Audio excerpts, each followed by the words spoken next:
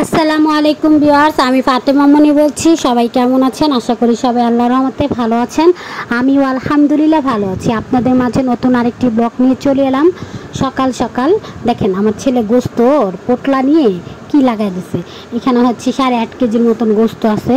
তো গোস্তগুলো গুছা রাখুন। দেখেন আমি হচ্ছে পলিথিন আনতে গেছি আর দেখি না ওরা হচ্ছে গোস্তের মধ্যে পাড়াচ্ছে। যাই হোক, আমি এখন রান্না করব। পেঁয়াজগুলো বুনা করতেছি। ওইখানে হচ্ছে মাছ বুনা চলতেছে। আম্মু ওই যে বাঁচা মাছ পদ্মার ওগুলো রান্না করতেছে বাবার জন্য। বাবা আবার কোনো কিছুই খায় না। এটাই হচ্ছে গরুর গোস্ত রান্না করবে। গরুর গোস্ত সুন্দর করে কষায় রান্না করতেছে। তো এইখানটা হচ্ছে হলো রান্না বান্না চলতেছে। দেখেন আমার ইউসুফে নাকি মুসা কী করতেছে, দুষ্টামি করে। ওরা দুজন অনেক দুষ্টামি করে। এর জন্য আমি আর হচ্ছে সাদি আপু আর আমার ছেলে তিনজনে মিলে নিউ মার্কেট যাচ্ছি। কারণ হচ্ছে নিউ মার্কেটে একটু কাজ আছে আমার বোনের হচ্ছে কি কাজ করবে ওখানে হচ্ছে নিউ মার্কেটে গিয়ে দোতলায় সুপার মার্কেটে তার যে ভাইয়ের ছেলের জন্য ড্রেস কিনবে। ব্যাটম্যান, স্পাইডারম্যান আর সুপারম্যান, এই 3টা ড্রেস কিনবে। বাচ্চারা দেখেন পছন্দ করে অনেক। এই যে আমাদের তখন বৃষ্টি চলতেছিল, আমরা বৃষ্টির মধ্যে যাচ্ছি। হ্যাঁ, কী করার, ছোটো মানুষদের কয়দিন ধরে বায়না করছে, বোনের কাছে টাকা পাঠায় দিছে। তো বোনে হচ্ছে কিনে দিতেছে। আমার বোনের সেদিন ছুটি ছিল। আমার বোন আবার কাজ করে তো তো ছুটিতে এই জন্য গেছে।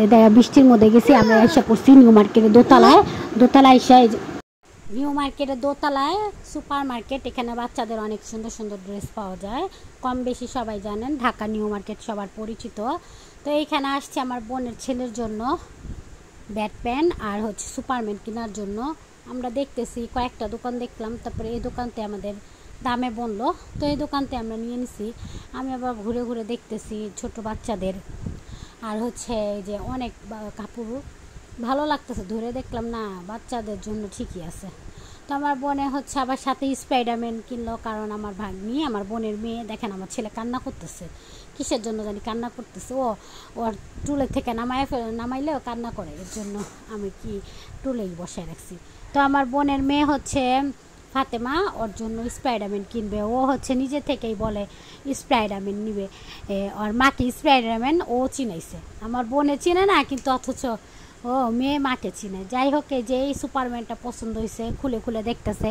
কেন আমার বোনের আবার ভাই আছে, সে আবার হচ্ছে অনেক খুঁতখুঁতা। ও হচ্ছে কয় কি না তুই দেখে আনস না, হ্যান ত্যান অনেক কিছু বলবে। এর জন্য আমার বোন চেক করে নিতেছে প্রতিটা জিনিস। এটা হচ্ছে স্পাইডারম্যান আর এটা নিবে।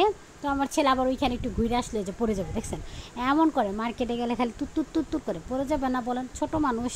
তো হচ্ছে আমার ওই ড্রেসটা পছন্দ হইতেছে, দেখতেছি। এই যেটা দাম জিজ্ঞেস করবো, দেখেন কি বলে। যে এগুলো কত করে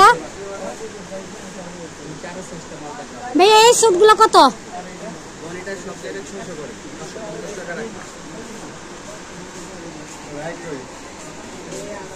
এই আব্দুর রহমান আসো।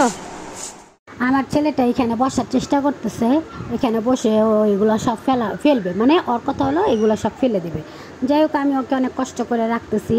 কেনাকাটা শেষ করার পরে আমরা এখন নেমে যাবো। যে আমরা এখন যাচ্ছি। বাবুটা দেখছেন মাশাআল্লাহ হাঁটতেছে, মানে ওই সব দোকানে যায়। আর হচ্ছে আমি এখানে দেখতেছি, কারণ আমার বোনের মেয়ের কদিন পরে জন্মদিন। তো হচ্ছে আব্দুর রহমানের জন্য এরকম ম্যাচিং করে একটা ড্রেস কিনবো, তাই আমি একটু ভালো করে দেখতেছি। দেখি না এখানেও সুন্দর সুন্দর কাপড় পাওয়া যায়। তারপরে আমরা চলে আসলাম নিউ মার্কেটের নিচতলায়। যে এখানে যে এর একটা দাম জিজ্ঞেস, সেটা বলছে 2000, আর একটা হচ্ছে হলো 4,500। যে বৃষ্টির মধ্যে আমরা যাচ্ছি ছাতা নিয়ে। মানে মার্কেট পুরো একদম ফাঁকা, কোনো কিছু নেই, আর ভালো মতন বসেও নাই।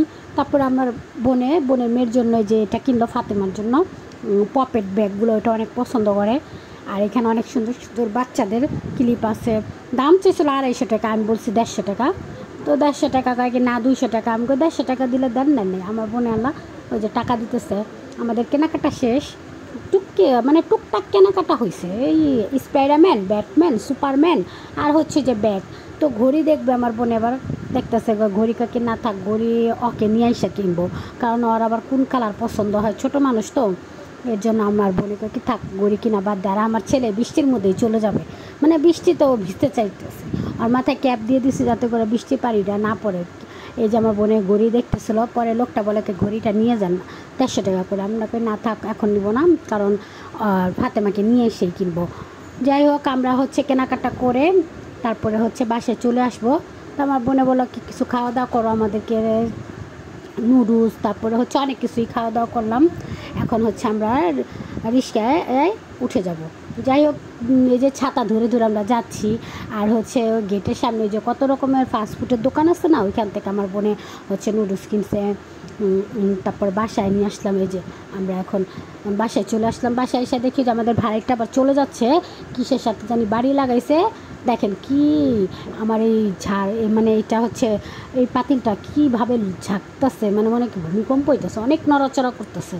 আমি বলতেছি এই পাতিলটা যদি ভেঙে যেত, ওই যে আমাকে বলতেছে বাচ্চা, যাই আপু দোয়া করেন। আমি আচ্ছা, আবার আইসো আমাদের বাসায়, আল্লাহ হাফেজ। তারপরে ওই যে মার্কেট থেকে নুডলস আনলাম, আমার ভাইকে খাওয়াই দিতেছি। আমরা তো খেয়ে আসছি, কিন্তু ওদেরকে খাওয়াই দিতেছি। আমার ভাই আবার খায় না, আমার এই মোহাম্মদ এই যে ভাইটা কিচ্ছু খায় না, ও আমার ছোটো, কিছুই খাবে না। ও শরীর ডায়েট করে, ওর শরীর যাতে মোটা না হয়। তো আমাকে নুডলস খাই, একটু খা, অনেক কিছু বললে তারপরে খাওয়াইছি। মনে করেন হঠাৎ সপ্তাহে 1 দিন কি 2 দিন ভাত খাবে।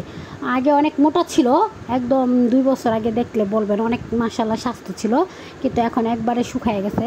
তারপরও হচ্ছে ও ব্যায়াম করে, তারপরে হচ্ছে মানে ডায়েটের পুরা ডায়েট না খায় থাকবে, পুরা খালি পানি খাবে আর কিচ্ছু খাবে না। হঠাৎ বিটার যদি ভাত সাদি অল্প কটা ভাত খাবে, কারণ ওর ওজন কমাইতে হবে। আর আমি বলতেছি খা খা, কিচ্ছু হবে না, নুডলস খালে কিচ্ছু হয় না। তারপরে আবারও পটায় আর একটু খাওয়াইলাম কষ্ট মষ্ট করে। যাই হোক, ও আবার করে সস খায়। আমি আবার আব্দুর রহমানকে সস দিতে নিষেধ করলাম, কারণ এইসব সস তো ভালো না, এইসব সস খাওয়া ভালো না।